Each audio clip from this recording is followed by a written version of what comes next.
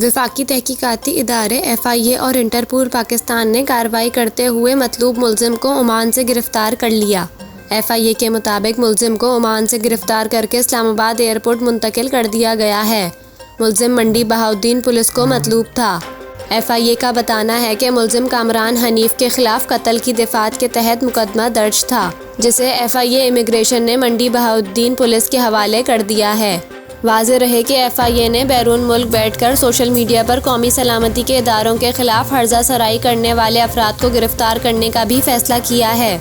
ज़राए के मुताबिक FIA ने इन अफराद को बैरून मुल्क से गिरफ्तार करके लाने के लिए इंटरपोल से भी राब्ता कर लिया है। इन अफराद के अकाउंट्स ट्रैक करके साइबर क्राइम एक्ट के तहत मुकदमा दर्ज किए जाएंगे।